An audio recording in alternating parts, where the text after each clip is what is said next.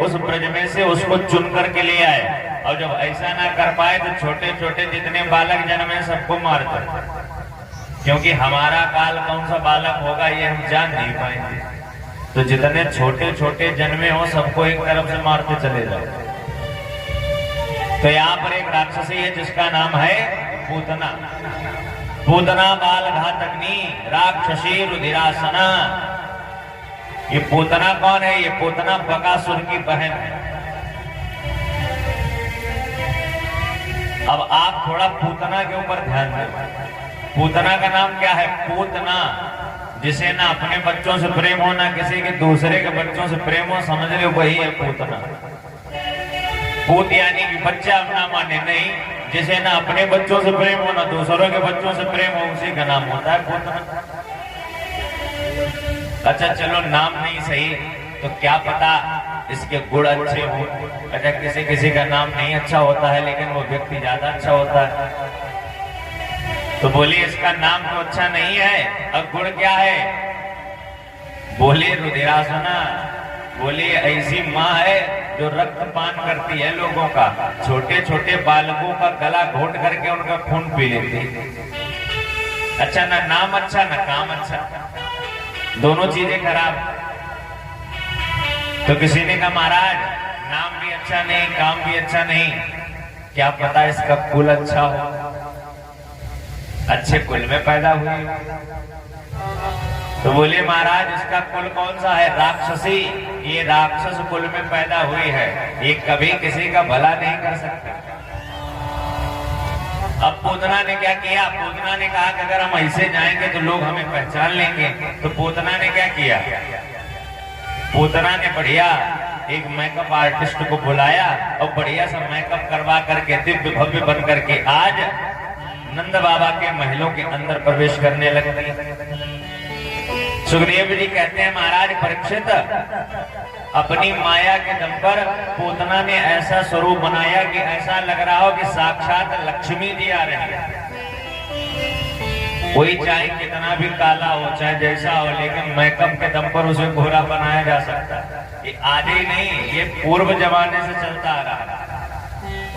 समझ लो ये पूतना और शूर्पणखा के समय से चलता आ रहा है। उस समय से लोगों ने मेकअप का सहारा लेकर के लोगों को धोखा दिया है। अब आजकल तो आम ही बात है, जैसे किसी व्यक्ति की शादी होने गई, अब आजकल क्या है? आजकल तो आदमी पहले ही मिल लेता है, एंगेजमेंट हो जाती है। पहले क्या होता था? पहले विवाह होता था, ना लड़की लड़के को देखती थी ना लड़का लड़की को देखता था। जिस दिन विवाह होता था उसी दिन मुलाकात होती थी। अच्छा लड़की बिल्कुल कतई भुजे बैगन की तरह, लेकिन बढ़िया मेकअप के दम पर उसे गोरा बना दिया जाता है।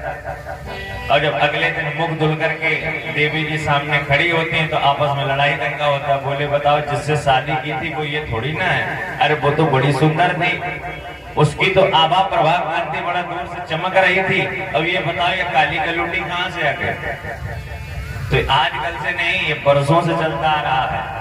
पूतना ने क्या किया? पूतना ने बढ़िया दिव्य ढेर सारा मेकअप मंगवाया, बढ़िया सा मेकअप लगा करके दिव्य भव्य बन करके मानो ऐसा लग रहा हो साक्षात लक्ष्मी जी चल करके आ रहे हैं। ऐसे दिव्य भव्य वस्त्र पहनने के पश्चात नंद भवन के अंदर प्रवेश कर जाते हैं। अब जैसे नंद भवन के अंदर प्रवेश करती है तो देखा कि यशोदा मैया लाला को लेकर के बैठी। तो यशोदा मैया के पास पहुंचती है, प्रणाम करती, बोली माँ ऐसा करो आप थोड़ा सा काम कर लो, अरे अपने लाला को हमको दे दो, थोड़ा हम भी खिला लें। यशोदा मैया ने कहा आज से पहले तुम्हें यहाँ कहीं देखे नहीं, अगर यहीं कहीं की हो तो कहीं ना कहीं तो निगाह पड़ी होगी।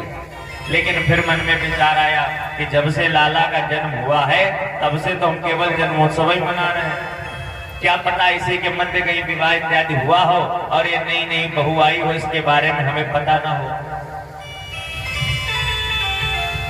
अब तो इस प्रकार से अपने मन को समझा करके अपने लाला को पूतना के हाथों में दे करके यशोदा मैया अपने ग्रह के कार्यों में लग गई।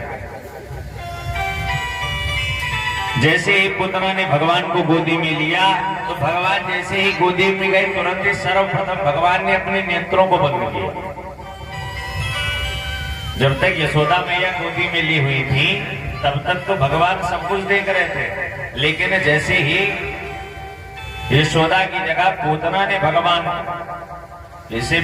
भगवान को अपनी गोदी में लिया, तुरंत ही भगवान ने क्या किया, नेत्र बंद कर लिए। अच्छा, नेत्र बंद करने के पीछे कई सारे कारण हैं। अब ध्यान से सुनो तुम कारण। भगवान जैसे ही गोदी में गए तो भगवान ने पूतना को देखते ही अपने नेत्र क्यों बंद कर लिए? इसके पीछे कई सारे कारण हैं। पहला कारण पता क्या है? पहला कारण है भगवान आंख बंद करके गणेश भगवान को याद कर रहे हैं। ऐसा पता क्यों? क्योंकि भगवान ऐसा मन में विचार कर रहे हैं कि आज से लोगों की जो मारने की प्रक्रिया है वो हम पूतना मौसी से स्टार्ट करेंगे। तो मान लो श्री गणेश करने के लिए अपनी आंखें बंद कर रहे हैं, पहला कारण। दूसरा कारण ये भगवान अपने आप को कोस रहे हैं, क्योंकि भगवान की अभी अवस्था मात्र 6 दिन की है। और अपने यहाँ जब छठवां दिन होता है ना तो बच्चे का अन्नप्राशन करवाया जाता है, कढ़ी चावल बना करके बच्चे को खिलाया जाता है। भगवान ने कहा बताओ, हमसे अच्छा तो भाग्य मानवों का है। अपने यहाँ जब बालक पैदा होता है तो बताओ उसे कढ़ी चावल दिव्य प्रकार से खिलाया जाता है कि नहीं? भगवान ने कहा बताओ, जब हम पैदा हुए तो हमें आज के दिन विष दिया जा रहा है। तो भगवान अपने आप को कोस रहे हैं, दूसरा कारण। तीसरा कारण ये, भगवान आंख बंद करके भोले बाबा को याद कर रहे हैं, मन में विचार कर रहे हैं कि हम भाई इस नगरी में बढ़िया बढ़िया माखन मिश्री खाने के लिए आए हैं, ये जो विष पीने का काम है ये तुम्हारा है, इसीलिए हमारे अंदर आकर के इस विष का पान तुम कर लो।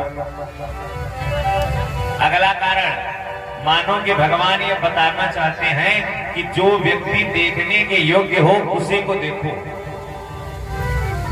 जो देखने के योग्य ना हो उसकी तरफ कभी देखना ही नहीं चाहिए। पता कैसे? राम कथा में आप लोगों ने सुना होगा कि जब भगवान को वनवास प्राप्त होता है तो भगवान से मिलने के लिए देवी जी आती हैं जिनका नाम है शूर्पणखा। नाम सुना शूर्पणखा की नहीं? जिस प्रकार से पूतना विविध प्रकार से सौंदर्य पदार्थों का प्रयोग करके आज दिव्य भव्य बन करके आई है, इसी प्रकार से शूर्पणखा भी बिल्कुल दिव्य भव्य बन करके आई है। वैसे तो राक्षसी है, लेकिन इतना सुसज्जित अवस्था में तैयार होकर के आई है कि कोई पहचान ही ना पाए कि ये राक्षसी है। और जैसे शूर्पणखा भगवान के सम्मुख आती है तब पता क्या कहती है? क्या कहती है शूर्पणखा? तो सम पुरुष नामो सम नारी,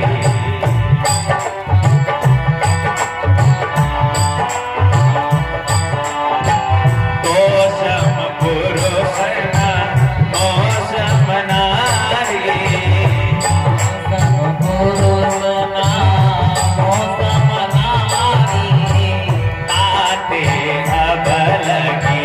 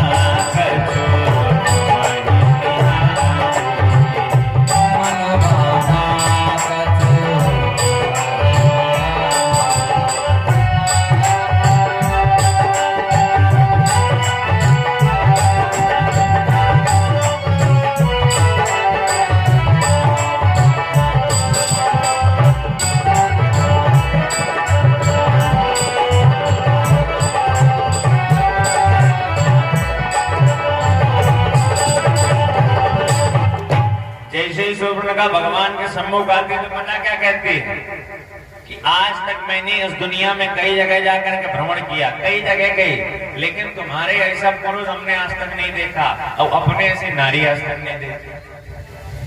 अब आप शूर्पणखा की बातों पर ध्यान दीजिए। पहले क्या कहते हैं कि तुम्हारे जैसा पुरुष नहीं, हमारे जैसी नारी नहीं, और फिर क्या कहते हैं, तुम्हारे ऐसा पुरुष देखने के लिए तुम कुंवारे रहे।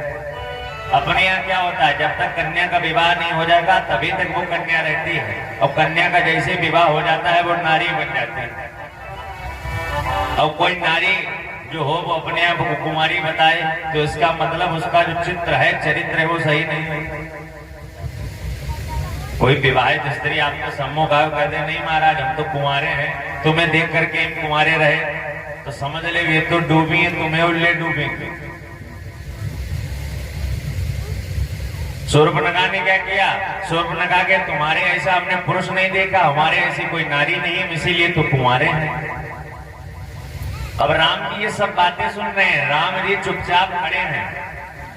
अगला शब्द पता क्या कहती है शूर्पणखा, कहती है मन माना कछ तुम ही नहीं हारे, सुंदर तो तुम हो पर हमसे ज्यादा सुंदर नहीं हो। अब सोच लो, जो परमात्मा इस दुनिया में सुंदर सुंदर लोगों को बनाता है, उस परमात्मा से शूर्पणखा कह रही है कि तुम सुंदर तो हो पर हमसे ज्यादा सुंदर नहीं हो। ये जितने भी वार्तालाप है, जितने भी बातें हैं, सब शूर्पणखा भगवान श्री रामचंद्र जी से कह रही है। लेकिन रामचंद्र क्या कहते हैं, रामचंद्र अपने नेत्रों को नीचे झुकाए।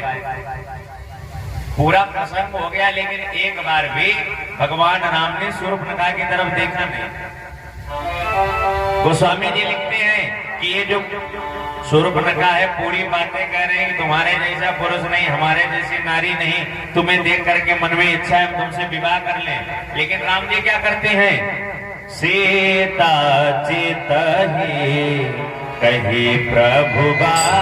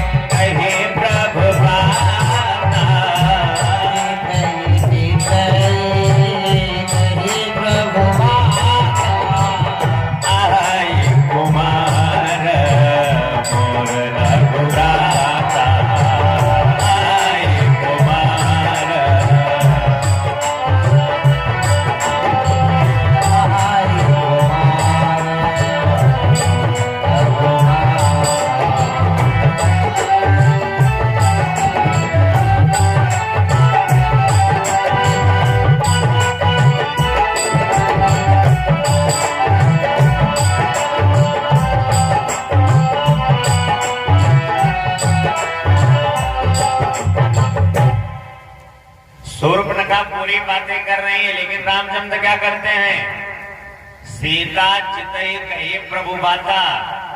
शूर्पणखा भगवान को देख रही है, भगवान किसको देख रहे हैं, सीता जी की तरफ। जितनी भी बात है भगवान राम सीता जी की तरफ भी देख करके कहते हैं, सीता जी की तरफ देख करके कहते हैं कि देखो हे शूर्पणखा, हमारा तो विवाह हो गया सीता जी के साथ, तुम्हारी अगर इच्छा हो तो हमारे छोटे वाले भाई से पूछ लो। अब छोटे भाई ने क्या किया ये तो दुनिया जानती है। तो कहने का तात्पर्य, जो पुरुष या महिला या जो भी व्यक्ति है, जो भी देखने योग्य हो उसे देखो, जो देखने योग्य ना हो उस पर कदापि दृष्टिपात नहीं करना चाहिए। इसलिए आज भगवान ने अपने नेत्रों को बंद कर लिया। अच्छा, नेत्रों को बंद कर लिया, धीरे धीरे जो पूतना अपने स्तनों में जो विष लगा करके आई है, धीरे धीरे भगवान को पिलाना प्रारंभ कर दिया। अब भगवान धीरे धीरे पहले दुग्ध पीते गए और पीते पीते धीरे धीरे उस विष के अंदर के द्वारा, स्तनों के द्वारा पूतना के प्राणों को खींचना प्रारंभ कर दिया। अब जैसे जैसे पूतना के प्राणों को खींचते हैं, पूतना बार बार कहती है, गाढ़्यम कराभ्याम भगवान प्रपीड्य तत् प्राणे समम्रो समन्वितो पिबत। कहती है बेटा छोड़ दे मुझे, हे बेटा छोड़ दे। भगवान ने कहा यही तो दिक्कत है हमारे जन्म में। कृष्ण अवतार ऐसा है कि भगवान कृष्ण अगर एक बार किसी को पकड़ लेते हैं, समझ ले जोक की तरह चिपक जाएंगे। एक बार अगर किसी को नारायण पकड़ लेते हैं, फिर चाहे तुम कितना भी कोशिश करो, भगवान तुम्हें छोड़ने वाले नहीं है। भगवान ने कहा ये हमारा नियम है, हमारी कोई कितनी भी भक्ति करे हम उस पर कृपा नहीं करते हैं, लेकिन जिस दिन से अगर हम किसी भक्त पर कृपा कर देते हैं, फिर वो भक्ति करे या ना करे उस पर कृपा हमेशा बनी रहती है, हमारी कृपा का प्लस पॉइंट है। आज भगवान ने स्तनों के द्वारा धीरे धीरे आज प्राणों को खींचना प्रारंभ कर दिया। अच्छा, जैसे जैसे प्राण खींचने लगे तो जितना भी मेकअप था सब उड़ने लगा, अब तो अपने असली स्वरूप में आ गई। अब तो धीरे धीरे बार बार कहती है सा मुंज मुंज, हे बेटा मुझे छोड़ दो, मेरे तो प्राण निकल जाएंगे। और इस प्रकार से चिल्लाते हुए आज नंद बाबा के महलों के बाहर दौड़ती हुई जा रही है। चिल्लाए धाड़े मार मार, बार बार चिल्ला रही है, चिल्लाई धाड़े मार मार, कल चलाना बस आते से।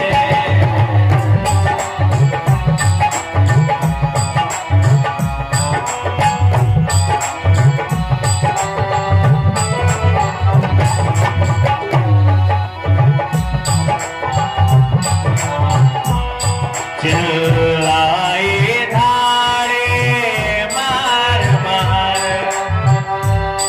बस चला नकल आराती से। आय सुने इस लाला को, आय सुने इस लाला को, अब उड़ना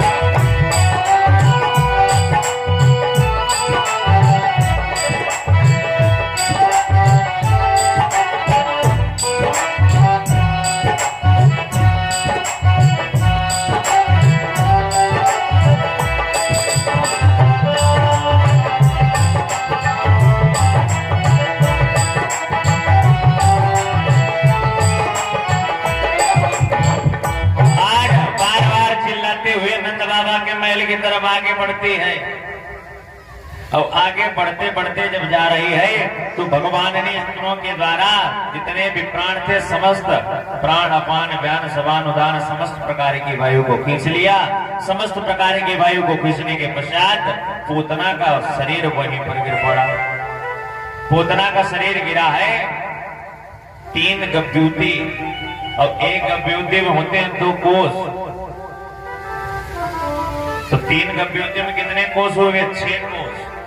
अब 1 कोस में कई किलोमीटर बताओ परीक्षित? 1 कोस 3 किलोमीटर, तो 6 कोस में कितने किलोमीटर हुए? 18।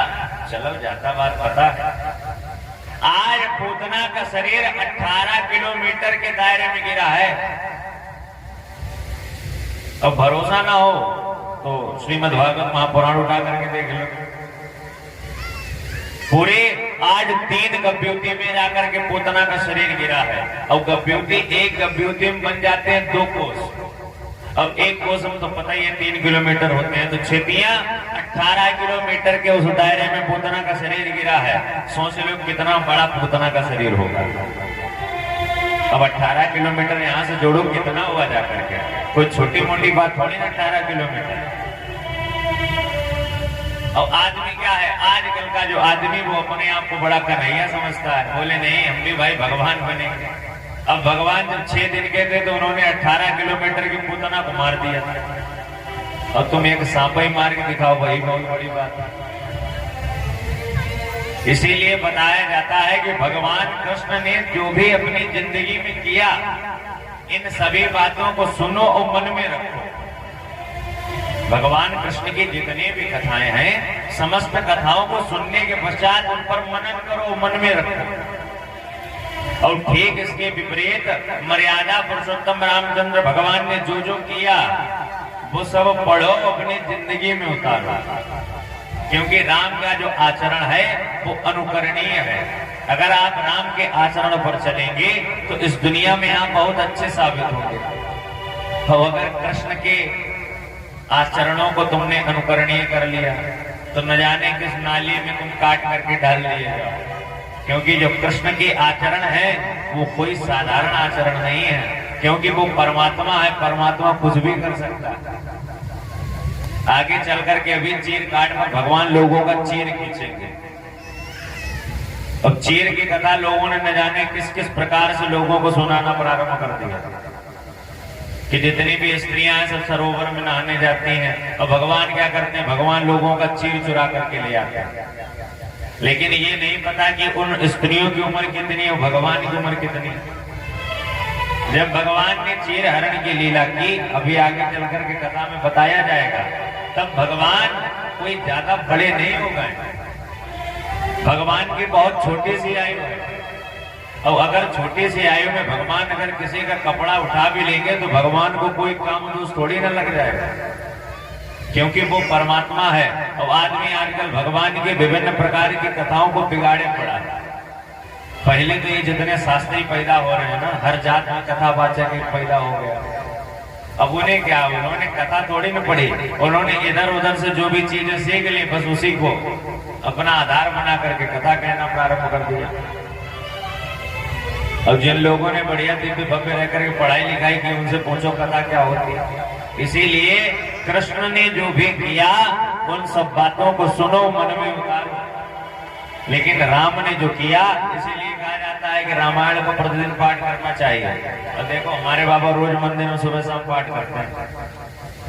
और मजाल का इनके परिवार में कोई इतना भला व्यक्ति पैदा हुआ जो जाकर के 2 मिनट पाठ सुन ले, कोई नहीं। अरे उनकी न सुनो, अपनी कह ले जाकर। कोई नहीं, ऐसा कोई नहीं। हमें लगता है कि इस बुढ़िया गांव में जो पाठ करता है, बताओ कौन कौन है जो रामायण को पाठ करता है। कहा परीक्षित, हमने ऐसा दिन मत में जल चढ़ाव देखो सूर्य भगवान को पाठ करता बातें हुई। चुप्पा। भगवान की भक्ति हमेशा सब लोगों के सामने करनी चाहिए, चुप्पा नहीं करनी चाहिए। भगवान की भक्ति जितना हो उतना सब लोगों के सम्मुख करो। जैसे आप अगर अभी यहीं पर बैठ करके रामायण पढ़ने लगे तो 2-4 लोग सुनने वाले आ जाएंगे कि नहीं? तुम्हारा तो कल्याण होगा ही। और जिनके कानों में वो शब्द पड़ेंगे, चौपाई पड़ेगी, उनका भी कल्याण हो जाएगा। एक पंथ 4-5 कार्य बन जाएंगे। तो इसीलिए कहा जाता है कि प्रत्येक व्यक्ति को दिन प्रतिदिन अपने घर में रामायण का पाठ करवाना चाहिए। अब आजकल तो विडंबना ये है, आदमी अपने घर में जब रामायण का पाठ करवाता है ना, 24 घंटे वाला अखंड रामायण पाठ, तो बाहर से किराए पर लोगों को बुला लेता है। बोले पंडित जी तुम ठेका ले लो, 6 लोगों को लेकर के आना, बढ़िया 5100 रुपए ले लेना। और हमारे घर में कोई पढ़ने वाला नहीं है, तुम ही लोग मिलवान करके पढ़ लेना, पूजा कर लेना, हमसे पैसे ले लेना। अच्छा, ऐसा अखंड पाठ कराने, ऐसी यज्ञ कराने से क्या फायदा तुम्हें, जब तुम्हारे पास इतना समय नहीं है कि जो आप रामायण के 1-2 कांडों को सुन सको। अच्छा, जब सुनोगे तभी तो तुम्हारे बुद्धि में कुछ आएगा। मान लियो आपने पूरी रामायण सुनी, अरे रामायण में से 1-2 तो चौपाई तुम्हारे समझ में आ ही जाएंगे। ऐसा तो है नहीं कि एक को नहीं आएंगे, 2-4 तो चौपाई तुम्हारे समझ में आएंगी। अब क्या पता उन्हीं 2-4 चौपाइयों के द्वारा तुम्हारी जिंदगी बदल जाए, क्योंकि रामायण के एक चौपाई में बड़ा गूढ़ रहस्य छिपा हुआ है। इसीलिए कभी भी जब अखंड पाठ कराओ तो ज्यादा से ज्यादा बैठ करके उस अखंड पाठ को सुनो, क्योंकि खाली करवाने से फायदा नहीं होने वाला। अब जैसे मान लीजिए यहाँ कथा चल रही है, अब कथा आपने करवा दी, पंडित जी बुक कर दिया, साउंड बुक कर दिया, पूरी व्यवस्था दे दी, लेकिन केवल इतनी बात से कथा थोड़ी न हो जाएगी। अब पंडित जी का काम क्या है? पंडित जी का काम है कथा कहना।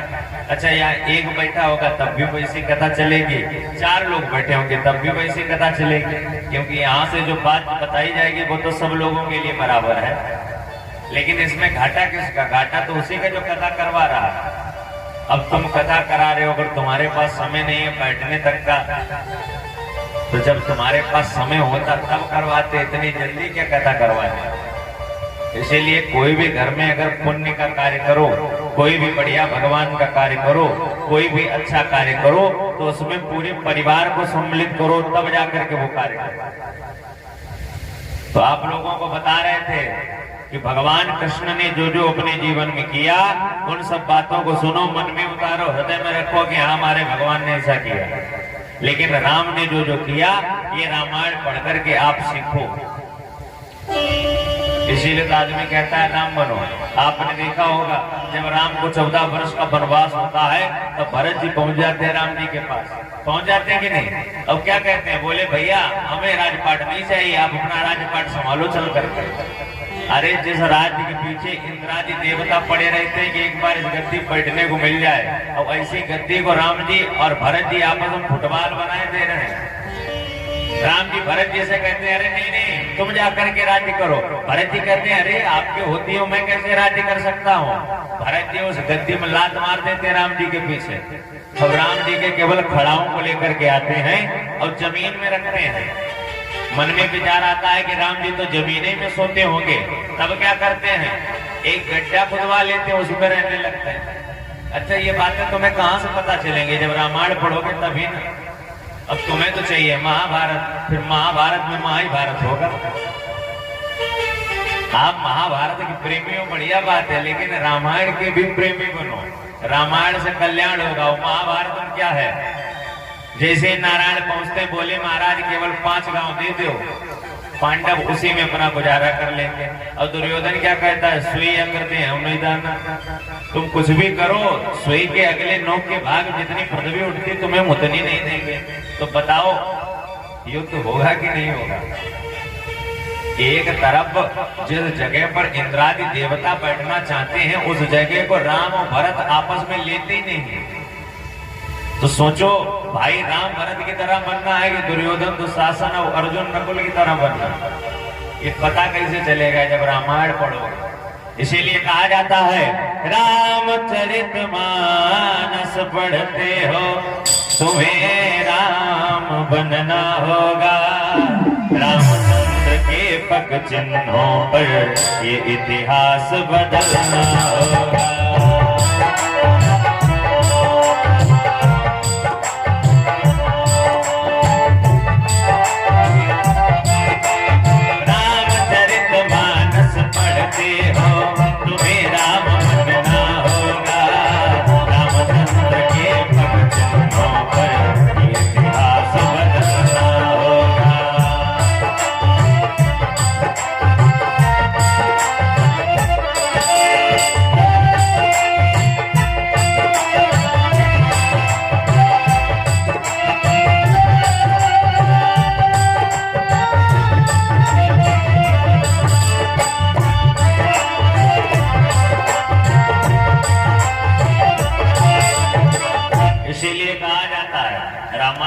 घर में रखो, उसका पठन पाठन करो।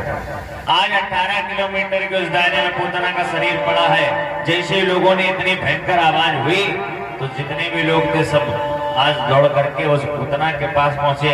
इधर पीछे से नंद बाबा भी आ गए। सब लोगों ने जैसे तैसे भगवान को वहां से उतारा। अब आपस में बात विमर्श कर रहे हैं। कोई कह रहा अभी तक तो यहाँ कुछ था नहीं है, इतनी बड़ी राक्षसी यहाँ कैसे आ गई?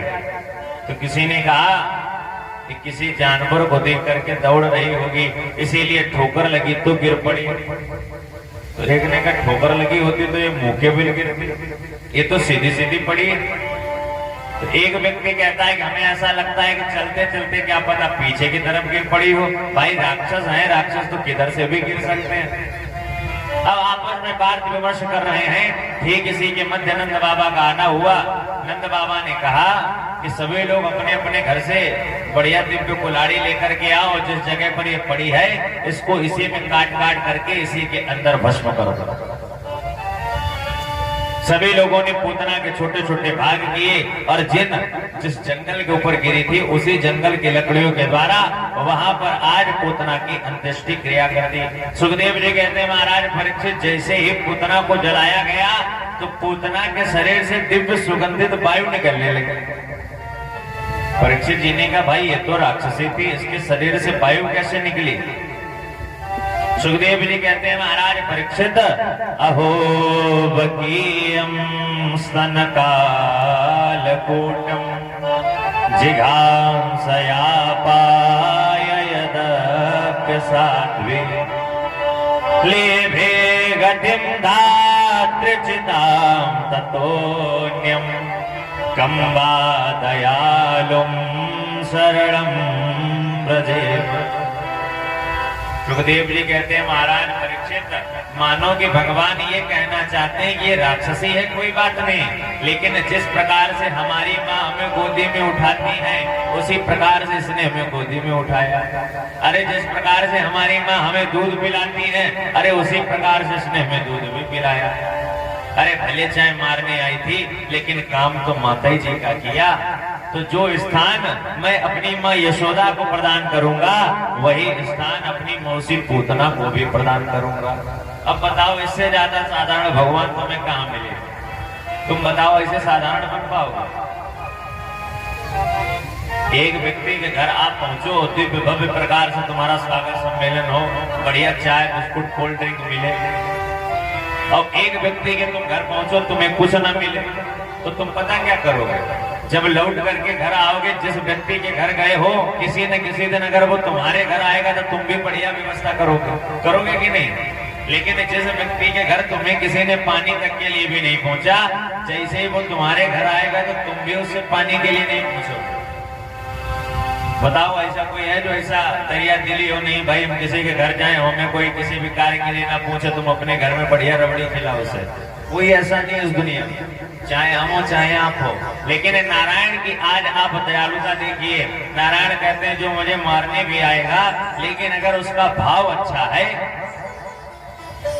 तो मैं भाव के दम पर ही उसका कल्याण कर दूंगा, क्योंकि भगवान का पता नहीं, न जाने कौन सा गुण भगवान को अच्छा लग जाए। इसीलिए भगवान ने क्या किया? जड़ चेतन गुण दोष में विश्व के करतार। इस दुनिया में प्रत्येक जीव जंतु वस्तु व्यक्ति के अंदर कोई न कोई गुण है और कोई न कोई अवगुण है।